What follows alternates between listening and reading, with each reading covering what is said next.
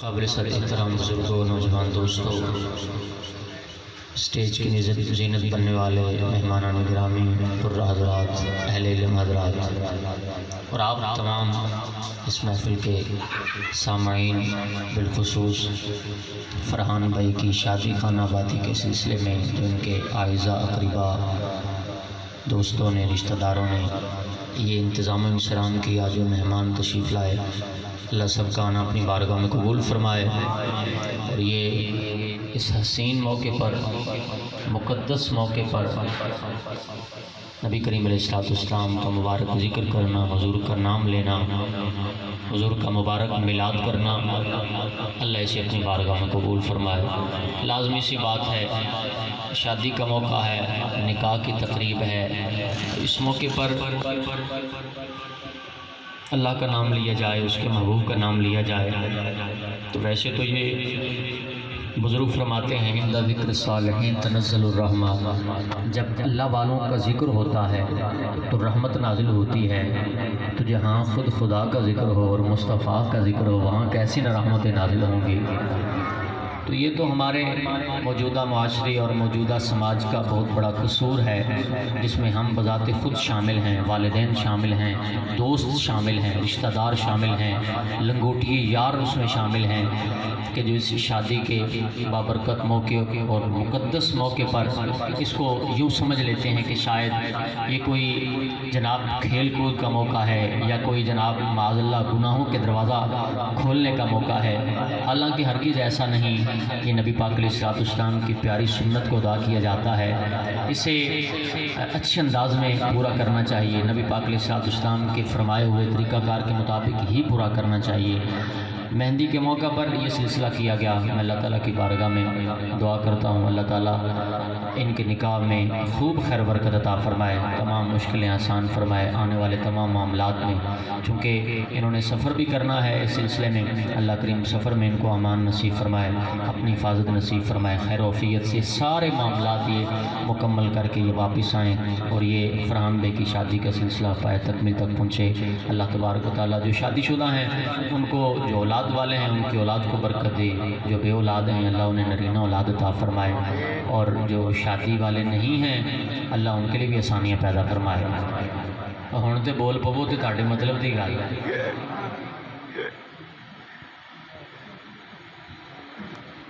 قرآن پاک کی ایک آیت کا میں نے حصہ آپ کے سامنے تلاوت کیا۔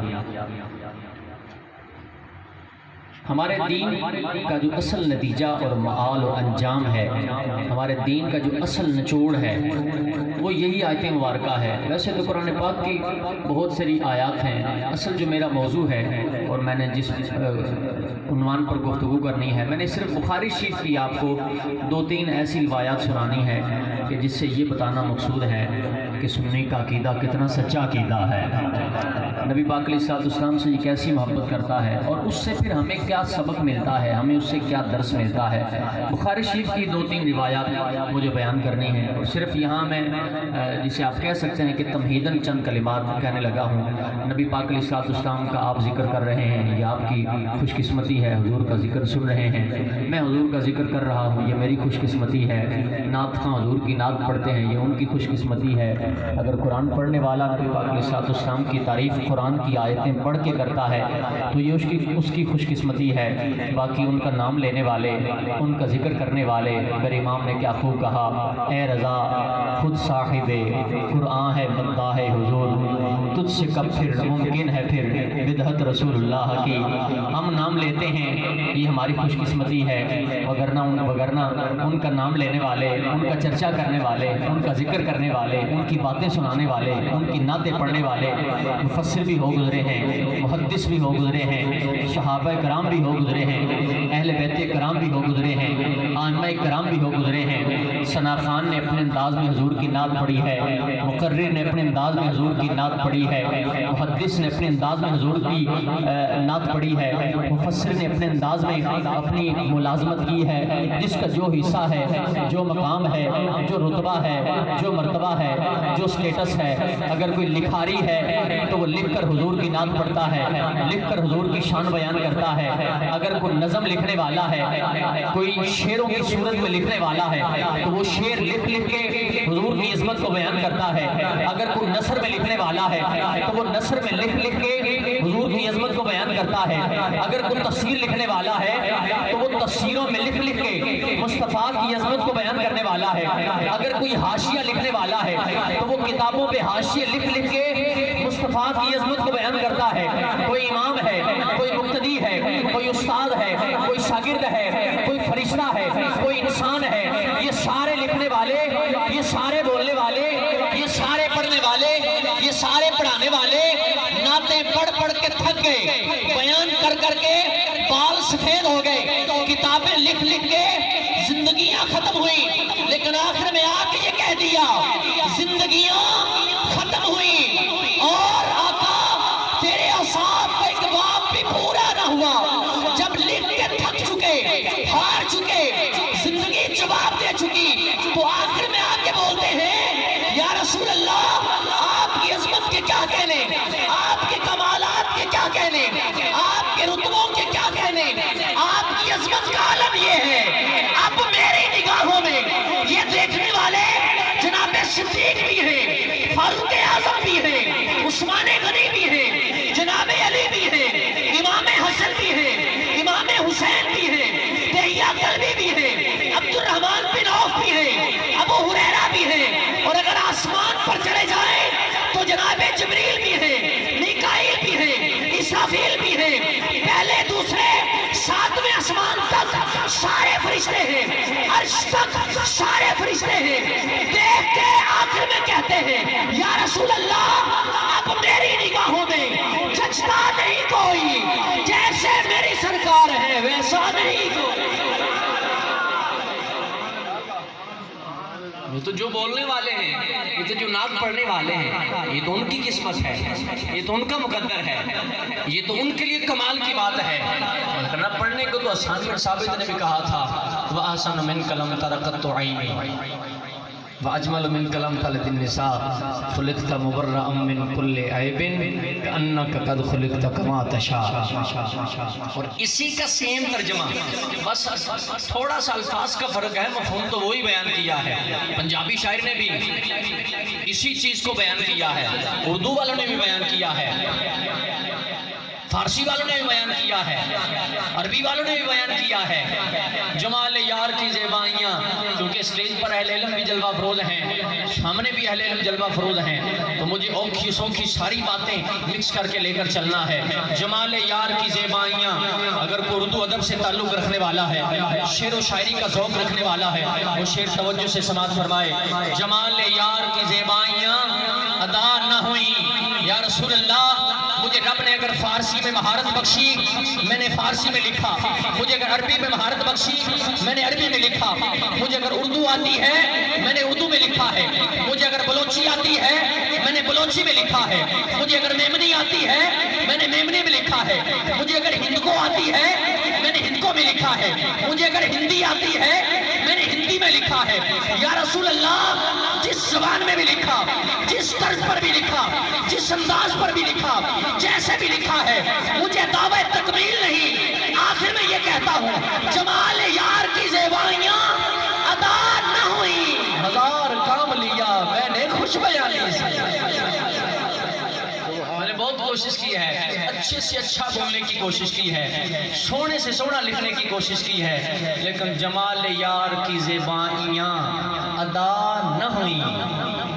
سبحان اللہ دکھا دو، جمال یار کی زیبائیاں ادا نہ ہوئی، ہزار کام لیا میں نے خوش بیانی سے۔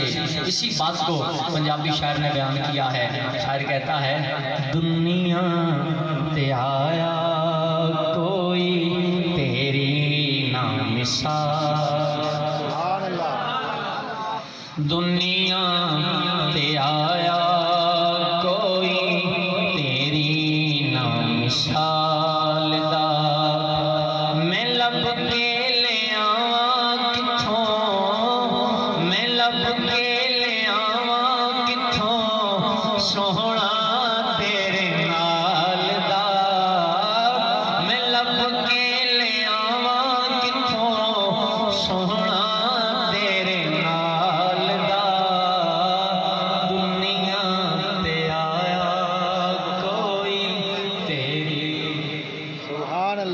یہ ہماری خوش قسمتی ہے، ہم حضور کی نعت پڑھتے ہیں، حضور کا بیان کرتے ہیں، حضور کا ذکر کرتے ہیں، مگر نہ ان کے بیان کرنے والے بھی بہت ہیں، ان کی نعت پڑھنے والے بھی بہت ہیں۔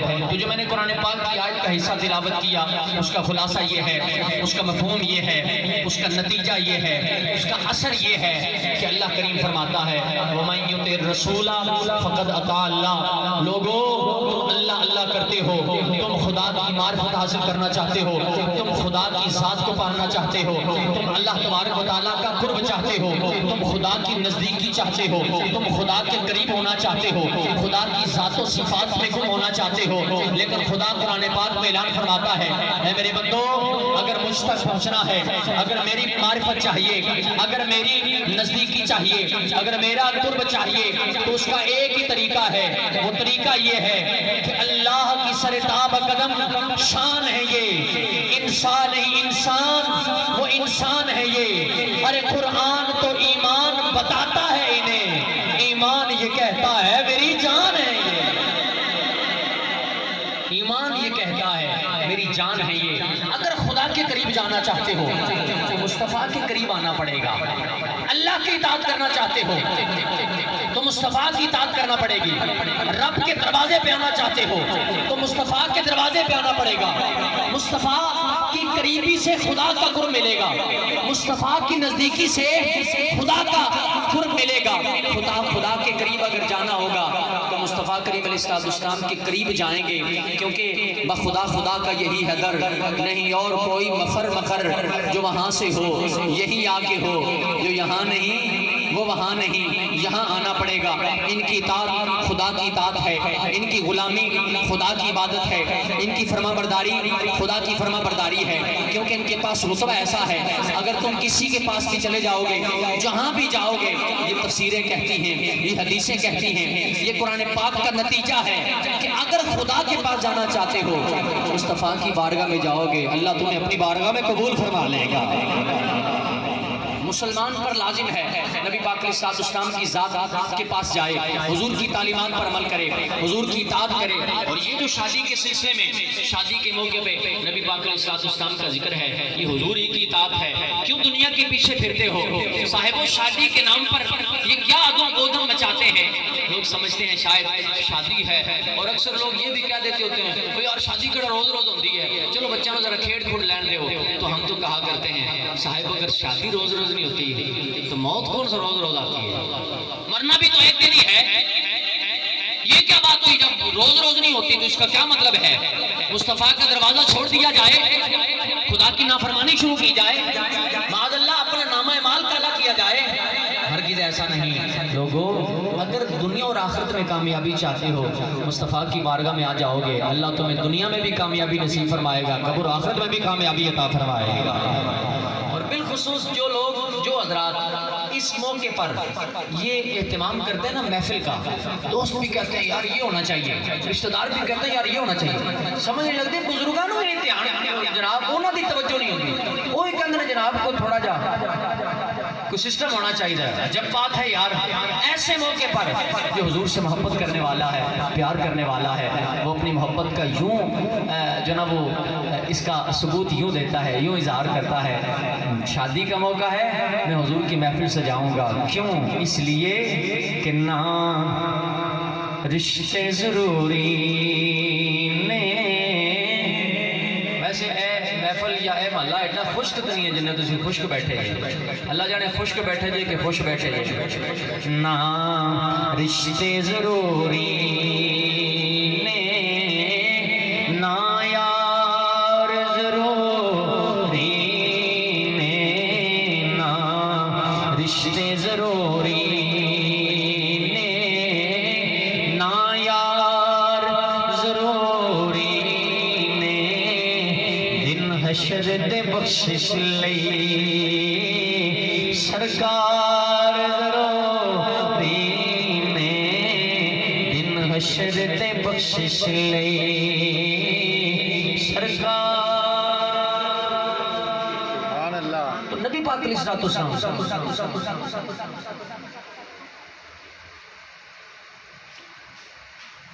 نبی پاک علیہ السلام کا جو دربار ہے، حضور کی بارگاہ ہے، یہیں سب کچھ ملے گا، یہیں آنا پڑے گا، اس کے بغیر چارہ نہیں، اس کے بغیر گزارا نہیں۔ آئیے میں آپ کو بخاری شریف کی طرف لے چلوں اور کچھ باتیں کر کے ہم اپنی بات کو اختتام کی طرف لاتے ہیں۔ نبی پاک علیہ السلام کے غلام حضرت عبد الرحمن بن عوف کا آپ نے نام سنا ہوگا، مدینے کے زبردست جو بزنس مین تھے ان میں سے آپ کہہ سکتے ہیں کہ پہلی صف میں آپ کا شمار ہوتا ہے۔ حضرت صاحب کے ساتھ راوی ہیں، بخاری شریف ہے اور جو بیروت والا چھاپا ہے اس کی چوتھی جلد ہے، اور بخاری شریف میں یہ 3-4 جگہ پر یہ روایت موجود ہے۔ روایت سنی اور ایمان تازہ کیجئے اور آپ کو یہ اندازہ ہوگا کہ مصطفیٰ کا در، نبی پاک علیہ السلام کا مبارک آستانہ ہمارے لیے سارا کچھ ہے۔ حضرت سہل بن سعد فرماتے ہیں نبی پاک علیہ السلام کی بارگاہ میں ایک عورت آئی، عورت حضور کی بارگاہ میں حاضر ہوئی، اس نے چادر اپنے ہاتھ سے بنائی تھی اور جملہ اس نے یہ کہا، نسجتھا بیدی یا رسول اللہ، میں نے اسے اپنے ہاتھوں سے بنا ہے، اپنے ہاتھوں سے بنایا ہے، محبت کرتی ہوں، پیار کرتی ہوں، حضور آپ سے عشق رکھتی ہوں، آپ کی بارگاہ میں لے کے آئی ہوں، اس کو جو میں نے بنایا ہے خوبصورت کر کے بنایا ہے، آپ کی محبت میں بنایا ہے، یا رسول اللہ آپ اسے قبول فرمائیے۔ نبی پاک علیہ السلام نے اس کی طرف سے تحفہ قبول کیا، قبول فرما کے حضور اندر تشریف لے گئے۔ نبی پاک علیہ السلام اندر گئے، چونکہ یہ اسلام کی ابتدا ہے، ابھی مال و اسباب کی اتنی فراوانی نہیں، ابھی چادروں کی اتنی فراوانی نہیں، ابھی دولت کی اتنی کثرت نہیں، حضور اندر تشریف لے گئے۔ نبی پاک علیہ السلام نے چادر مبارک تبدیل فرمائی، چادر پہن کے حضور باہر تشریف لے آئے، صحابہ کی جھرمٹ میں ہیں، صدیق اکبر، فاروق اعظم، عبد الرحمن بن عوف اور مختلف صحابہ کرام نبی پاک علیہ السلام کی بارگاہ میں حاضر ہیں۔ حضور نے چادر زیب تن فرمائی ہوئی ہے، جسم پر اوڑی ہوئی ہے، خوبصورت لگ رہی ہے۔ بندہ بھی سونا ہوئے تو چادر بھی سونی ہوئے پھر بندہ سونا تو لگے گا، بلکہ چادر تو پہلے سونی تھی لیکن جب حضور کے مبارک جسم پر آئی تو چادر اور سونی ہو گئی۔ اور صحابہ کرام تو عموماً ان کی شان اور مقام تو یہ ہے، یہ تو نماز میں حضور کا چہرہ دیکھتے تھے۔ آپ اٹھا کے دیکھیں فتح و رضیہ شریف، میرے امام فرماتے ہیں پہلی صف میں نبی پاک علیہ السلام کی سیدھی جانب حضور کے صحابہ اس لیے آ کے کھڑے ہوا کرتے تھے، تمنا یہ ہوتی تھی جب حضور سلام پھیریں گے سب سے پہلے مصطفیٰ کے چہرے پر ہماری نظر جائے گی۔ نبی پاک علیہ السلام نے چادر مبارک جسم پر اوڑی، باہر تشریف لے آئے، صحابہ کرام کے سامنے بیٹھ گئے۔ ان صحابہ میں حضرت عبد الرحمن بن عوف بھی ہیں، 700 اونٹوں پر جن کا سامان تجارت لایا جاتا تھا، اتنے بڑے بزنس مین ہیں، اتنے بڑے دولت مند ہیں، سرکار کی بارگاہ میں حاضر ہیں۔ آپ کو سمجھ آ رہی ہے یہ ایک زیادہ ہے؟ بولو تو صحیح، سمجھ آ رہی ہے؟ حضور کی بارگاہ میں حاضر ہیں، حضور نے چادر جسم پر اوڑی ہوئی ہے۔ حضرت عبد الرحمن بن عوف عرض کرتے ہیں یا رسول اللہ ما آسان حاضی، حضور چادر تے بڑی سونی ہے، سونی لگ رہی ہے چادر، آپ بھی سونے ہیں، چادر خوبصورت لگ رہی ہے، حضور مجھے عطا فرما دیں۔ صحابہ کرام موجود ہیں، عبد الرحمن بن عوف نے چادر مانگی، جیسی چادر مانگی نبی پاک علیہ السلام اندر تشریف لے گئے، حضور نے چادر اتاری، چادر عبد الرحمن بن عوف کو دی، چادر اتار کے دے دی۔ صحابہ کرام نے عبد الرحمن بن عوف کو ملامت کی، بخاری کے الفاظ یہ ہیں فلامہ اصحابہ، حضرت عبد الرحمن بن عوف کو نبی پاک علیہ السلام کے صحابہ نے یہ ملامت کی ہے، اور بخاری کا اگلا جملہ ایمان افروز ہے، اس کا خلاصہ یہ ہے ملامت کی ہے عبد الرحمن بن عوف تمہارے پاس چادروں کی کمی نہیں، تمہارے پاس دولت کی کمی نہیں، تمہارے پاس پیسوں کی کمی نہیں، تمہارے پاس کپڑوں کی کمی نہیں، تمہیں پتا ہے مصطفیٰ کا دربار ایسا ہے، حضور کا آستانہ ایسا ہے، حضور کی بارگاہ ایسی ہے، یہاں جو بھی مانگتا ہے مصطفیٰ اسے واپس نہیں لٹاتے، اسے خالی ہاتھ واپس نہیں جانے دیتے، اور تم یہ سمجھتے بھی ہو کہ حضور کی شان یہ ہے، حضور کا مقام یہ ہے، ابھی اس وقت حضور کو اس کی حاجت بھی تھی، اور تمہیں پتا ہے کہ یہاں جو مانگتا ہے خالی نہیں جاتا، جب تمہیں پتا ہے مصطفیٰ کو اس کی حاجت ہے، تم نے مانگی کیوں ہے؟ تمہیں خبر ہے یہاں سے مانگنے والا خالی نہیں جاتا، اگر کوئی فقیر آتا ہے بادشاہ بن کے جاتا ہے۔ میں اگر اپنے امام کی زبان سے بیان کروں تو یوں کہوں گا، میرے امام فرماتے ہیں سب سے اولا والا ہمارا نبی، سب سے بالا والا ہمارا نبی، اپنے مولا کا پیارا ہمارا نبی، دونوں عالم کا دولا ہمارا نبی، خلق سے اولیاء، اولیاء سے رسول، اور رسولوں سے اعلیٰ ہمارا نبی۔ کیا خبر کتنے تارے کھلے چھپ گئے پر نہ ڈوبے نہ ڈوبا ہمارا نبی۔ مانگنے والوں ہم کو تو یوں چاہیے، مانگنا اور کسی سے بھی کیوں چاہیے؟ ارے کون دیتا ہے دینے کو منہ چاہیے، دینے والا ہے سچا ہمارا نبی۔ عبد الرحمن بن عوف تمہارے پاس مال کی کثرت ہے، چادروں کی بھرمار ہے، تمہیں حاجت کیا تھی، تمہیں ضرورت کیا تھی، تم نے چادر مانگی کیوں ہے؟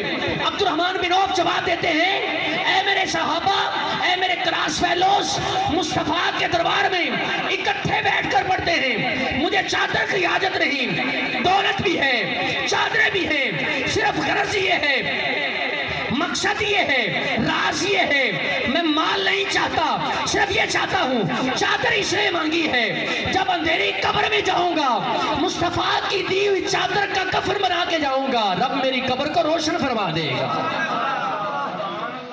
چادر مانگنے میں یہ راز ہے، اور کوئی بات نہیں، اور کوئی وجہ نہیں، اور کوئی غرض نہیں۔ میں نے اس لیے نہیں مانگی کہ میرے پاس کوئی چادریں نہیں ہیں، چادریں میرے پاس ہیں، لیکن یہاں مانگنے کی وجہ یہ ہے کہ لعلی اکفن فیہا، چادر یہی سنبھال کے رکھ لوں گا۔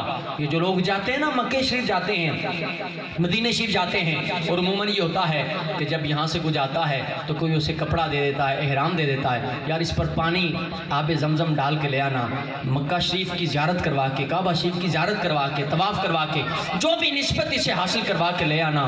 غرض یہ ہے، یہ کعبے سے مس شدہ، کعبے کا طواف کیا ہوا، آب زمزم لگا ہوا، یہ میں کپڑا کفن کے طور پر پہن کے جاؤں گا، اللہ میری قبر کو روشن فرما دے گا۔ یہی نظریہ، یہی عقیدہ، یہی سوچ، یہی فکر، یہی چیز جناب عبد الرحمن بن عوف ثابت کرنا چاہتے ہیں، یہ یہی بیان کرنا چاہتے ہیں۔ خدا کے بندو، مانا قبر میں کٹھن معاملہ ہے، مشکل سفر ہے، لیکن میرا نظریہ یہ ہے، میری سوچ یہ ہے، میں مصطفیٰ کی چادر لے کے جاؤں گا، اللہ میرے قبر کے سفر کو آسان فرما دے گا۔ چادر اس لیے مانگی ہے تو پتہ یہ چلا کہ صحابہ کرام نبی پاک علیہ السلام کے دربار کو کتنا دولت مند اور کتنا عظیم دربار سمجھا کرتے تھے، اور وہ جو بڑا مشہور واقعہ ہے یہ بھی بخاری شریف میں ہے۔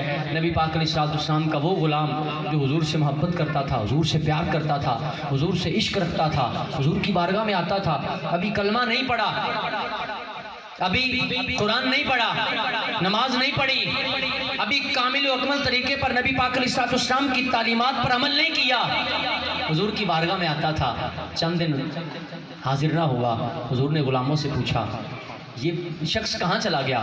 علامہ ارشد القادری صاحب نے اپنی کتاب میں اور حسین رنگ میں اس کو ڈھالا ہے، آپ فرماتے ہیں یہ جب کچھ دن نہ گیا، گھر والوں نے منع کیا، باپ نے منع کر دیا، گھر والوں نے منع کر دیا، ہماری رسم یہ ہے، ہمارا رواج یہ ہے، ہم وہاں نہیں جانے دیتے کیونکہ ہمارا عقیدہ اور ہے، ہمارا نظریہ اور ہے، ہمارا مذہب اور ہے، تو وہاں جاؤ گے انہیں کے ہو کے رہ جاؤ گے، وہاں نہ جایا کرو۔ وہ نوجوان جواب دے کے کہنے لگا اب کیوں روکتے ہو، اب تو سارا کچھ وہاں کا ہے، جان و دل ہوش و خرد سب تو مدینے پہنچے، تم نہیں چلتے رضا سارا تو سامان گیا، سارا کچھ تو اب وہاں دے کے جا چکا ہوں، اب وہاں دے چکا ہوں، اب کیوں منع کرتے ہو؟ باپ نے منع کر دیا، گھر والوں نے منع کر دیا، بچہ بیمار ہو گیا، نوجوان بیمار ہو گیا، کیفیت یہ تھی کہ بیمار ہونا ایسا شروع ہوا، مرض ایسی بڑی کہ جس کے پاس بھی لے جاتے مرض پکڑ نہ سکتا تھا۔ تشخیص وجہ ہے کہ مجھے عشق ہوا ہے، نسخے میں لکھو ان سے ملاقات مسلسل۔ شعر تو یہ سب کو سناتا تھا، سمجھاتا تو یہ سب کو تھا، بتاتا تو یہ سب کو تھا، اور کوئی بندہ تھا نا، نوجوان تھا، بیمار ہو گیا، ماں باپ بڑے سیانے تھے، ایک دو بار کسی حکیم ڈاکٹر کے پاس لے گئے، ان کے پلے نہ پڑی، کسی سیانے دانشور بندے کے پاس چلے گئے، نوجوان کو اس نے پاس بٹھا لیا، نبض ہاتھ میں رکھ لی، بازو ہاتھ میں پکڑ لیا اور پوچھا تمہارا نام کیا ہے؟ یہ نام ہے۔ مرض کیا ہے؟ کوئی خبر نہیں، کیونکہ حالت یہ ہے کہ جتنی دوائی آتی ہے مرض دگنی ہو جاتی ہے، مرض بڑھتا گیا جو دوا کی۔ اب پوچھا اچھا تم کون کون سے محلے میں جاتے ہو، کون کون سے شہر میں جاتے ہو. مثال آپ لے لیں، اگر وہ یہاں سے بنگلہ وغیرہ جاتا ہو، ساہیوال جاتا ہو، تو جو ڈاکٹر تھا، جو تشخیص کرنے والا تھا، اس نے پاس بٹھا لیا اور نبض پہ ہاتھ رکھ کے کہنے لگا ساہیوال جاتے ہو؟ کہا جاتا ہوں. کون کون سے محلے میں جاتے ہو؟ فلاں فلاں محلے میں جاتا ہوں. ڈاکٹر نے محلوں کے نام لینے شروع ہو گئے. اچانک دیکھا ایک محلے کا نام آیا تو دل نے زیادہ دھڑکنا شروع کر دیا، نبض تیز ہو گئی، یہ رک گیا، یہ وہاں رک گیا. کہا اس محلے کی گلیاں گنو، اس کے راستے گنو. کیوں؟ اس لیے کہ اس کی مرض مل گئی، تشخیص ہو گئی. یہ اس نوجوان کا والد بھی طبیب کے پاس لے کے جاتا، دوائی وہ دیتا، اثر نہ کرتی. کسی حکیم کے پاس لے کے جاتا، وہ بھی پڑیا تھما دیتا، اثر نہ کرتی. آخر میں آ کے یہ یہی کہتا، زبان حال سے کہتا، اس کا عشق یہ کہتا، اس کی محبت یہ کہتی، طبیبو دور ہٹ جاؤ، نساڑو نال پڑیاں دے. تمہاری دوائی کام نہیں کر سکتی، تمہاری دوا ہرگز کام نہیں کر سکتی، تمہارے یہ ٹوٹکے ہرگز کام نہیں کر سکتے، تمہاری یہ تشخیصیں ہرگز کام نہیں کر سکتی. مجھے مرض آسمانی ہے، تم دوائیں زمینی دے رہے ہو. طبیبو دور ہٹ جاؤ، نساڑو نال پڑیاں دے. مرض جانے، دوا جانے، شفا جانے، نبی جانے. باپ کسی طبیب کے پاس لے کے جاتا، کسی حکیم کے پاس لے کے جاتا، کسی سیانے بندے کے پاس لے کے جاتا، کام نہ بنتا. ایک دن باپ نے کہا بیٹے میں نے بڑے طبیبوں کو دکھایا، بڑے حکیموں کو دکھایا، بڑے دانشوروں کو دکھایا، تجھ پر کسی کی دوا نے اثر نہ کیا، ماجرا کیا ہے؟ کہا بجان بتاتا ہوں. تو رسم سے مخالفت کرنی پڑے گی، مذہب سے جی چرانا پڑے گا، خاندان سے جھگڑا کرنا پڑے گا. کہا بیٹے بول، مجھے جھگڑے قبول ہیں، مجھے ساری مخالفت قبول ہے. نوجوان کہنے لگا ماجرا یہی ہے کہ سارا کچھ مصطفیٰ کے قدموں پہ قربان کر بیٹھا. جو میری مرض کی دوا ہے حضور کی بارگاہ ہے، میں نے وہیں جانا ہے، وہاں ہی مجھے دوا ملے گی، اور کسی جگہ سے مجھے شفا نہیں ملنی، کچھ نہیں ملے گا. مجھے وہاں سے وہاں لے چلیں. خیر نبی پاک علیہ السلام نے بھی غلاموں سے پوچھا کہ وہ نوجوان آتا تھا اب نہیں آتا، عرض کی کہ حضور بیمار ہے. فرمایا آؤ اس کی تیمارداری کے لیے اس کو پوچھنے چلیں. وہ حالت کفر میں تھے، ابھی مسلمان نہیں ہوئے. حضور اس لیے پوچھنے گئے کہ حضور کو یہ یقین تھا کہ یہ مسلمان ہو جائے گا، اگر نہ کوئی یہودی عیسائی ہو تو ہمیں اس کے ساتھ اس طرح کے تعلقات بنانے کی ہرگز اجازت نہیں ہے. ظاہر ہے وہ تو کامل و اکمل اور بہترین، ان کی وجہ سے لوگ مسلمان ہوتے ہیں. ہمارے ایمان میں وہ پختگی نہیں. عموماً لوگ کسی کو مسلمان کرتے کرتے خود ہی لگا دیتے ہیں، سائن کر دیتے ہیں ویزے کے چکر میں، میں مسلمان نہیں ہوں. بھائی جب خود کو قادیانی کو کہے گا تو وہ مسلمان نہیں ہے نا، وہ ہرگز نہیں ہے. تو نبی پاک علیہ السلام نے غلاموں سے پوچھا، عرض کی حضور بیمار ہے، فرمایا اس کی تیمارداری کرنے کے لیے چلیں. نبی پاک علیہ السلام اس کے پاس پہنچے، سرہانے کھڑے ہو گئے. حضور نے ارشاد فرمایا غلام یہ بتاؤ کیا تم اس بات کی گواہی دیتے ہو کہ اللہ ایک ہے، میں اس کا رسول ہوں؟ بخاری کے الفاظ ہیں جن کا خلاصہ یہ ہے. اس نوجوان نے باپ کے چہرے کو دیکھا، دیکھا نا آ گیا نا، میری دوا آ گئی، سارا کچھ ہی آ گیا. جیسے ہی باپ کے چہرے کو دیکھا، بخاری شریف کے الفاظ ہیں باپ نے یہ کہا اطیع ابا القاسم، سونا جی میں آدھا میں کر لیں، جیسے حضور کہہ رہے ہیں ویسے کر لیں. نبی پاک علیہ السلام نے دوبارہ پھر پوچھا، انہوں نے پھر باپ کے چہرے کو دیکھا، باپ نے کہا جیسے حضور کہہ رہے ہیں ویسے کر لو.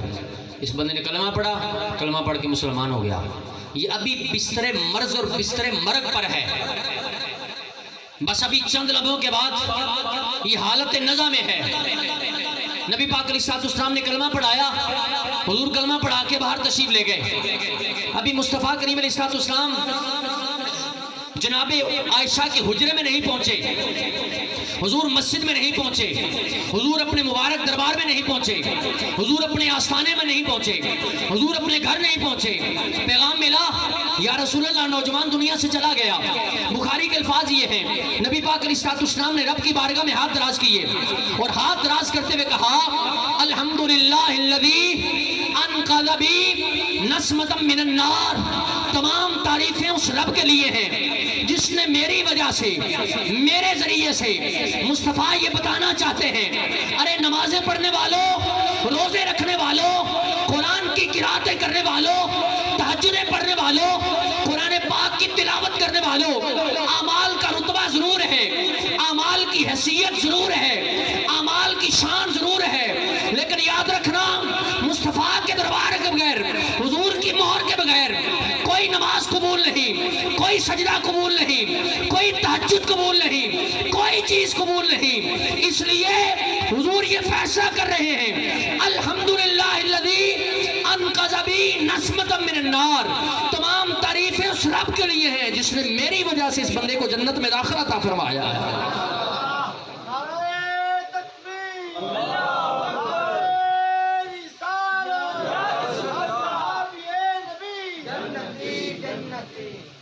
یہاں علماء نے یہ کلام بڑی تفصیل سے کیا ہے، یہ جو نوجوان دنیا سے جانے والا ہے، بعد میں آنے والے عبداللہ بن مبارک بھی ہیں، بعد میں آنے والے جناب وقی بن جراح بھی ہیں، بعد میں آنے والے جناب امام اعمش بھی ہیں، بعد میں آنے والے امام اعظم بھی ہیں، امام شافعی بھی ہیں، امام احمد بن حنبل بھی ہیں، اور بعد میں آنے والے ایسے ایسے ہیں کہ 70 سال کی عمر میں بھی تکبیر اولیٰ فوت نہ ہوتی تھی، ایسے بھی ہیں جو ایک ایک رات میں پورا قرآن پڑھتے تھے، ایسے بھی ہیں جو 2-2 ہزار نفل پڑھا کرتے تھے، ایسے بھی ہیں جو بخاری کئی بار لکھنے والے ہیں، لیکن یہ سارے پیچھے ہیں۔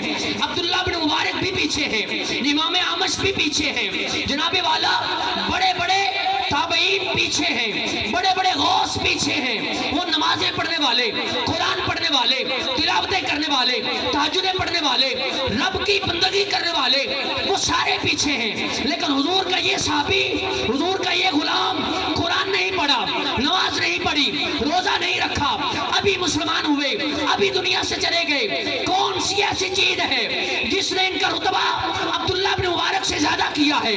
کون سی ایسی چیز ہے جس نے ان کا رتبہ امام اعمش سے زیادہ کیا ہے، جناب وقی سے زیادہ کیا ہے، مختلف تابعین سے زیادہ کیا ہے؟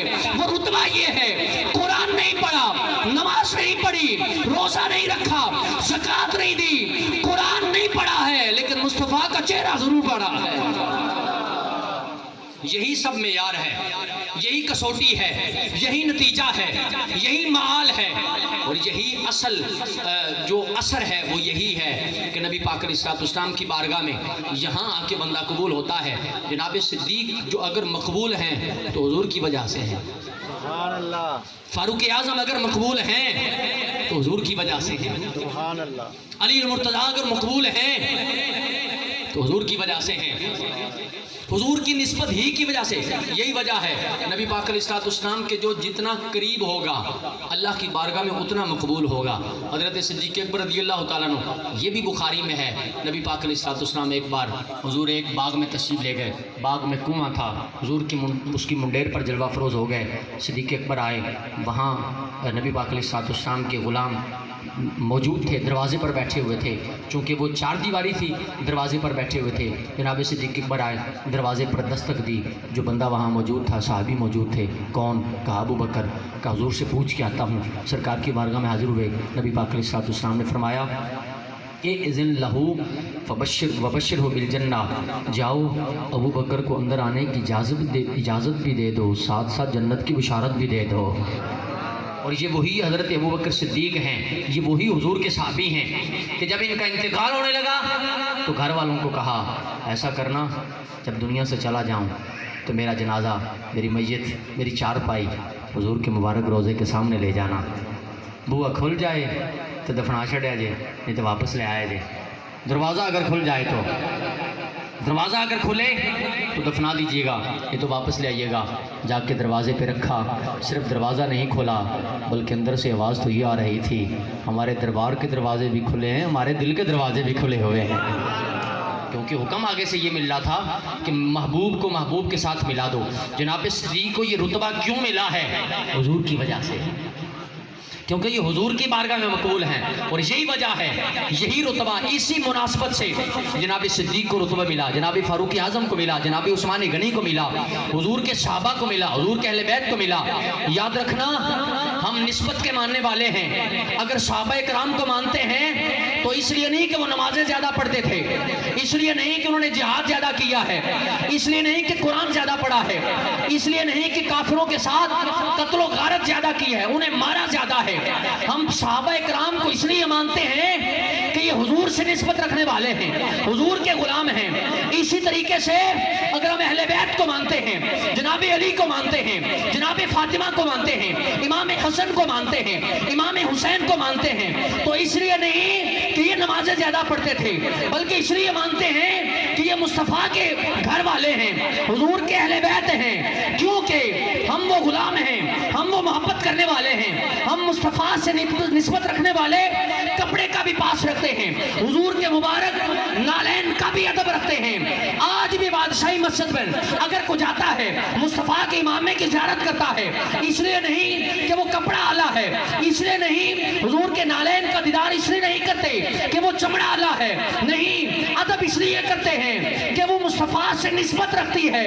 اس لیے ہم کہتے ہیں یارو ہم صحابہ کو اس لیے مانتے ہیں یہ حضور کے در والے ہیں، ہم اہل بیت کو اس لیے مانتے ہیں یہ مصطفیٰ کے گھر والے ہیں۔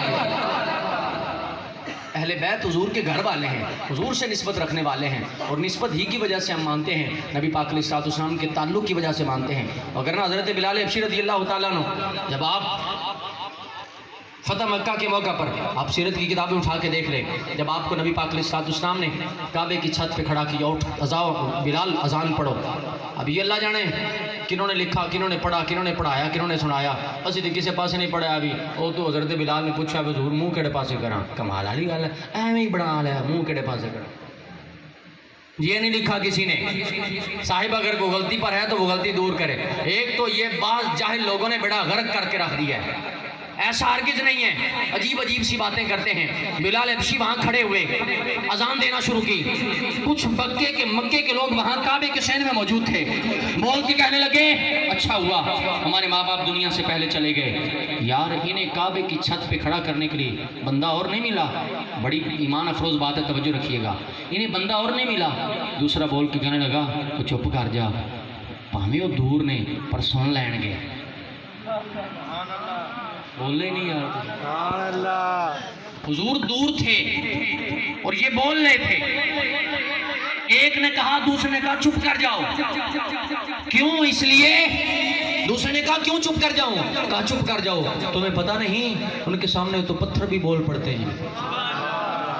نبی پاک علیہ الصلوۃ والسلام قریب تشریف لائے، اور کیا کہہ رہے ہو؟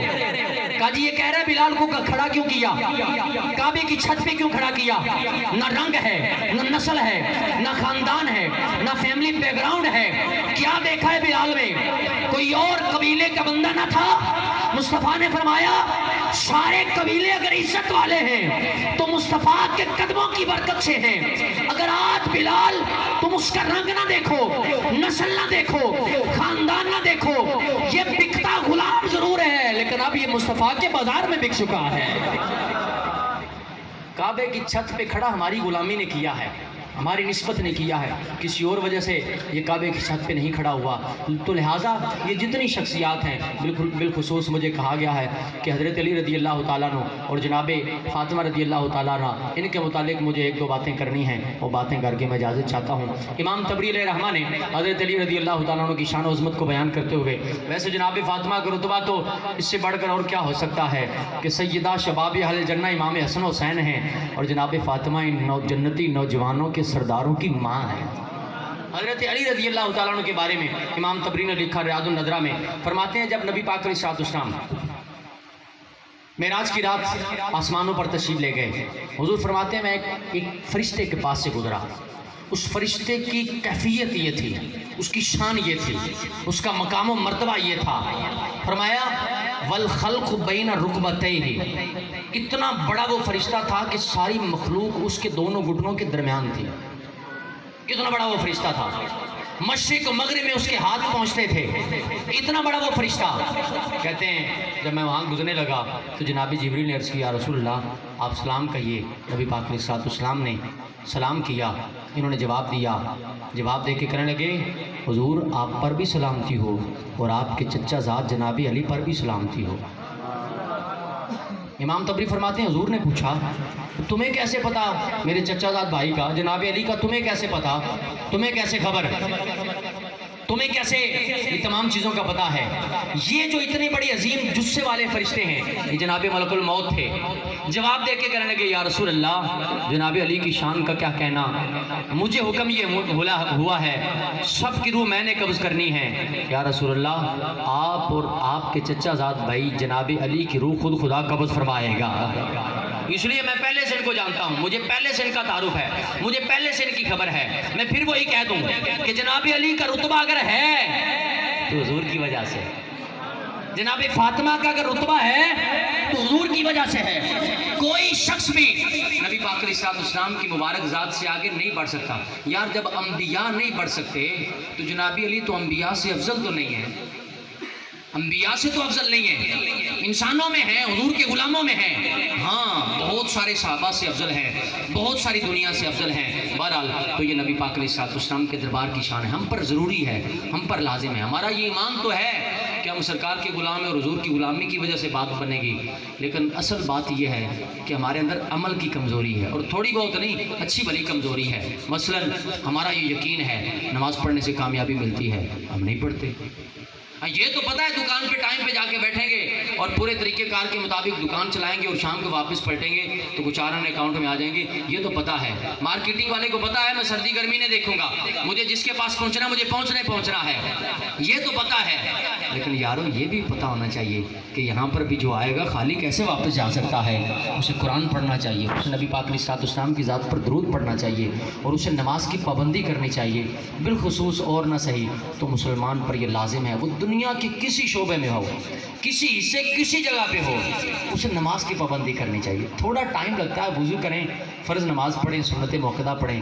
اگر کچھ زیادہ ہی آپ مصروف ہے, ویسے تو جناب 2-2 گھنٹے فیس بک پہ لگ رہے ہیں, پرواہ کوئی نہیں, پتہ نہیں لگتا. جناب یہ مختلف ایپلیکیشن ہے, بیٹھ جائیں گے, کوئی سمجھ نہیں پڑے گی کہ کیا کیا ہو رہا ہے, کتنی دیر گزر گئی. رات 12 بج جائیں گے, 1 بج جائے گا, اور سویرے اٹھنا تو اپنے میں منہ تے 12 بجے ہونے, نیندر ہی نہیں پوری ہونی, کیونکہ اکھاں لال نے تے دیکھنے والے کہنے کہ پتہ نہیں جھولے لال ہے. وہ اللہ جانے جھولے لال ہے کہ مست لال ہے. وجہ کیا ہے؟ وجہ یہی ہے کہ اور جگہ تو بہت ٹائم خرچ کرتے ہیں لیکن ٹائم پہ نماز نہیں پڑھتے. ہمیں چاہیے ہم نماز کی پابندی کریں. اللہ تبارک و تعالیٰ فرحان بے کی شادی میں خیر برکت عطا فرمائے. آمین. وما علیہ الا البلاغ.